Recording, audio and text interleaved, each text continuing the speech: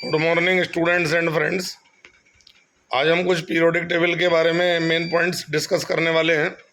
और periodic table में सबसे पहला जो टॉपिक आता है हमारा, दैट इज़ डोवर्नियर ट्रायड। अगर इसमें 3 एलिमेंट हम ले लें, जैसे कि हम लेते हैं Li, Na और K, तो लिथियम का एटॉमिक वेट 7 है, Na का एटॉमिक वेट 23 है और K का एटॉमिक वेट 39 है। तो बीच वाले का एटॉमिक वेट अगर अगले और पिछले का एवरेज है, यानी 7 + 39/2 = 23 आ रहा है, then we may say that all the 3 elements will have the similar properties. इसी प्रकार से एक टॉपिक हमारा आता है न्यूलैंड्स ऑक्टेव। न्यूलैंड्स ऑक्टेव ये है कि अगर हम लगातार एलिमेंट्स कंसीडर करें, then the properties of next 8th element are very similar to the properties of first element. हर 8वें एलिमेंट की प्रॉपर्टी पहले जैसी होती है। और जैसे इसी प्रकार से हम देखते हैं संगीत के जो सुर हैं, सारे गामा पादा नीसा, तो 8वां सुर फिर पहले जैसा आ जाता है, सा से स्टार्ट, सा पे दोबारा स्टार्ट होता है। तो उसी प्रकार से हर 8वें एलिमेंट की प्रॉपर्टीज़ पहले एलिमेंट की प्रॉपर्टीज़ के रूप में रिपीट होती हैं। इस प्रॉपर्टी को न्यूलैंड्स ऑक्टेव कहते हैं। और मेनली पीरियोडिक लॉ ये कहता है कि अगर लेफ्ट से राइट हम एलिमेंट्स को अरेंज करना चाहते हैं पीरियोडिक टेबल में, तो उन्हें एटॉमिक वेट के बढ़ते क्रम में अरेंज किया जाएगा। They will be arranged in the increasing order of atomic weight from left to right.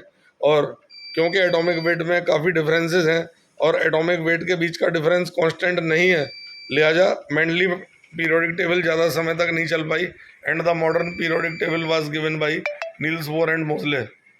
And in the modern periodic table given by Niels Bohr and Moseley, elements are arranged from left to right in the increasing order of the atomic number from left to right. Modern periodic table में elements का arrangement बाएं से दाएं atomic number के बढ़ते हुए क्रम में होता है, और ये टेबल नील्स बोर और मोजले द्वारा दी गई है। इसके अलावा अगर मैं किसी एलिमेंट का वैलेंसी निकालना चाहता हूँ तो बहुत सिंपल बात है कि अगर किसी एलिमेंट के आउटर मोस्ट ऑर्बिट में 1, 2, 3, 4 इलेक्ट्रॉन है, तो यही आउटर मोस्ट ऑर्बिट के इलेक्ट्रॉन उनकी वैलेंसी माने जाएंगे।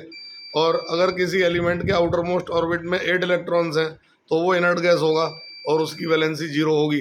अगर किसी एलिमेंट के आउटर मोस्ट ऑर्बिट में 5, 6, 7 इलेक्ट्रॉन है, तो उन्हें 8 में से घटा करके वैलेंसी निकलेगी और वो माइनस में होगी। जैसे अगर नाइट्रोजन के आउटर मोस्ट ऑर्बिट में 5 इलेक्ट्रॉन है, then 8 - 5 valency will be -3। Oxygen के आउटर मोस्ट में 6 इलेक्ट्रॉन है, then valency will be equal to 8 - 6 = -2। इस प्रकार से हम इलेक्ट्रॉनिक कन्फिगुरेशन देख करके किसी भी एलिमेंट की वैलेंसी बहुत आराम से निकाल सकते हैं। इसके अलावा एक और मेन टॉपिक आता है जिसे हम कहते हैं position of the element in the periodic table. तो अगर मैं ये देखूं कि पीरियोडिक टेबल में एलिमेंट की पोजीशन क्या है, तो उसके लिए मुझे एलिमेंट के एटम का इलेक्ट्रॉनिक कन्फिगुरेशन देखना होगा। और जैसे कि एल्युमिनियम है, एल्युमिनियम के आउटर मोस्ट ऑर्बिट में 3 इलेक्ट्रॉन है और इसका एटॉमिक नंबर 13 होता है। 13 का मतलब 283।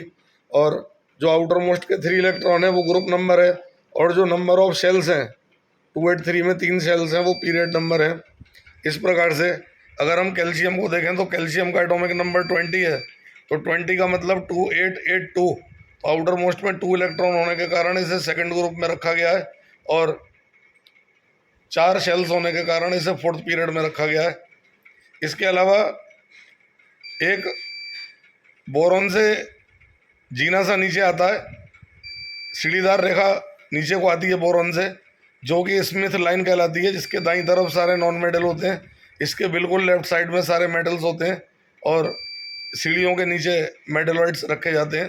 काफ़ी हद तक ये जो स्मिथ लाइन है वो हमारे पीरियोडिक टेबल में एलिमेंट्स को सभी पार्ट्स में क्लासीफाई कर देती है।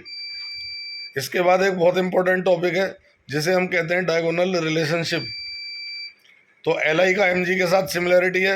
डायगोनली प्लेस्ड एलिमेंट्स हैं in the periodic table, beryllium का बोरॉन के साथ, और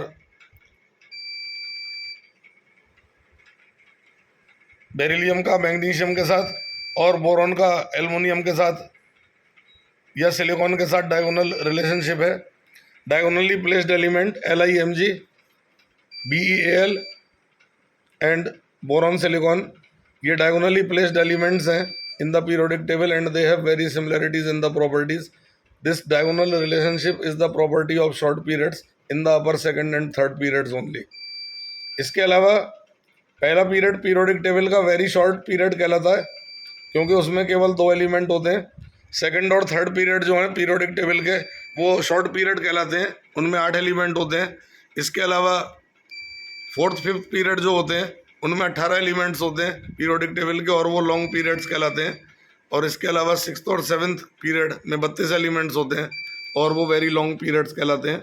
और इसके अलावा ये बहुत इंपॉर्टेंट बात है, एक हाइड्रोजन एलिमेंट हमारा ऐसा है जिसको पीरियोडिक टेबल में डबल पोजीशन दी गई है, और हाइड्रोजन एक इलेक्ट्रॉन दे भी सकता है और हाइड्रोजन एक इलेक्ट्रॉन ले भी सकता है। ये हाइड्रोजन में एक यूनिक प्रॉपर्टी है, जिसकी वजह से हाइड्रोजन को फर्स्ट ग्रुप में भी रखा गया है, और हाइड्रोजन को सेवन्थ ग्रुप में इसलिए रखा गया क्योंकि ये एक इलेक्ट्रॉन ले सकता है।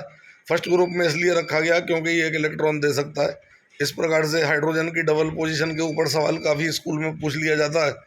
और बाकी हमारी मॉडर्न पीरियोडिक टेबल में 18 वर्टिकल ग्रुप्स हैं, जिन्हें वर्टिकल कॉलम्स जिन्हें ग्रुप कहा जाता है। 18 groups are present in the modern periodic table and there are 7 periods, मतलब horizontal columns from left to right, इन्हें पीरियड्स कहा जाएगा। और 7th पीरियड जो लास्ट वाला है वो इनकम्प्लीट है क्योंकि अभी उसके पूरे एलिमेंट्स डिस्कवर नहीं हुए। ये हमारी पीरियोडिक टेबल की कुछ मेन बातें। अगर एटम इलेक्ट्रॉन लूज करके कैटायन बनाएगा तो कैटायन का रेडियस हमेशा एटॉमिक रेडियस से छोटा होगा, और अगर एटम इलेक्ट्रॉन गेन करके एनायन बनाएगा तो एनायन का रेडियस हमेशा एटॉमिक रेडियस से बड़ा होगा।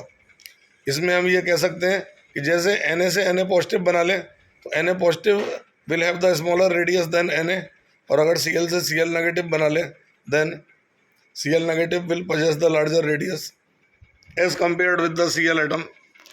और इसके अलावा एक बात यह है कि I positive will be less radius than I negative will have the larger radius. ऊपर से नीचे जाने पर पीरियोडिक टेबल में एटॉमिक रेडियस बढ़ जाता है ग्रुप में, क्योंकि ऊपर से ग्रुप में नीचे आने पर नंबर ऑफ शेल्स बढ़ जाते हैं, और लेफ्ट से राइट चलने पर पीरियोडिक टेबल में एटॉमिक रेडियस घट जाता है, क्योंकि नंबर ऑफ शेल्स कांस्टेंट रहते हैं और इलेक्ट्रॉन प्रोटॉन बढ़ने के कारण उनके बीच में लगने वाला अट्रैक्शन फोर्स बढ़ जाता है, जिसकी वजह से ऑर्बिट्स न्यूक्लियस की तरफ खींचते हैं और साइज़ छोटा होता चला जाता है। लेकिन हमें ये ध्यान रखना होगा कि लेफ्ट से राइट में रेडियस घटता भले ही है, लेकिन लास्ट में जैसे ही हम इनर्ट गैस के पास पहुँचेंगे तो इनर्ट गैस का रेडियस थोड़ा सा बड़ा हो जाएगा, क्योंकि इनर्ट गैस के आउटर मोस्ट ऑर्बिट में 8 इलेक्ट्रॉन्स होते हैं और उनके बीच में रिपल्सन होने के कारण ऑर्बिट फैल जाता है, आउटर मोस्ट ऑर्बिट का साइज़ बढ़ जाता है और वो थोड़ा सा बड़ा होने के कारण रेडियस थोड़ा सा बढ़ जाता है।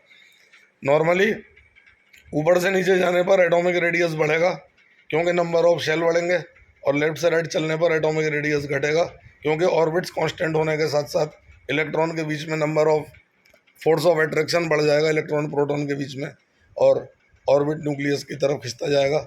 एक और बहुत इंपॉर्टेंट प्रॉपर्टी आती है हमारे पीरियोडिक टेबल में, जिसे हम कहते हैं शील्डिंग।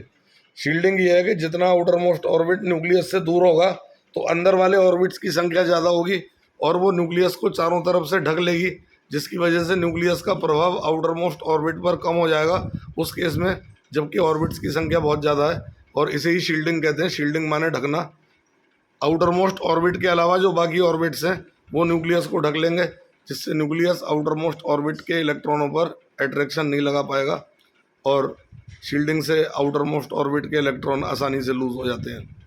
इसके अलावा एटॉमिक वॉल्यूम है।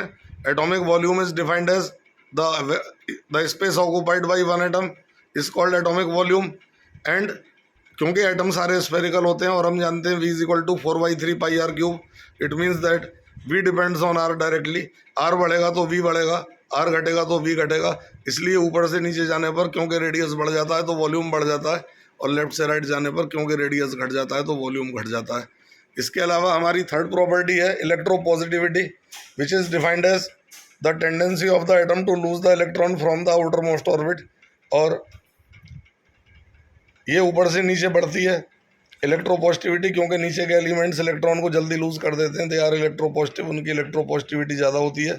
और लेफ्ट से राइट चलने पर इलेक्ट्रोपॉजिटिविटी घट जाती है क्योंकि इलेक्ट्रॉन को लूज करने की टेंडेंसी घट जाती है। While if we consider the property electronegativity, which is our next property, it is defined as the tendency of the atom to attract the shared pair of electron by the isolated atom, and it is just opposite of electropositivity।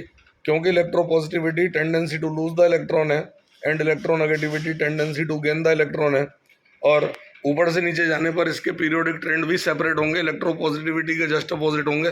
It means that in moving down the group the electronegativity is decreased and in moving left to right the electronegativity is increased.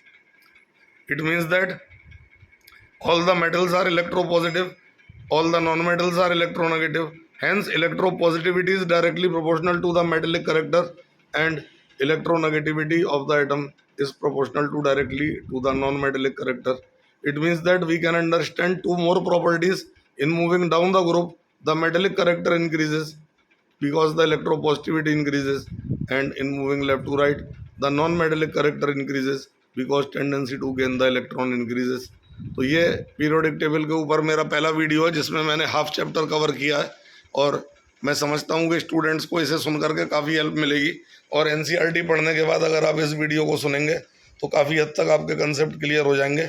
इसके आगे का chapter मैं अपने अगले video में आपको दूंगा, उसमें ये चैप्टर ख़त्म कर दिया जाएगा। मेन पॉइंट्स आप वीडियो देख करके रिवाइज कर सकते हैं, एनसीईआरटी अपने सामने रख करके। वीडियो अच्छा लगा हो तो शेयर कर दीजिएगा औरों को, और चैनल को सब्सक्राइब कर लीजिएगा। Thank you.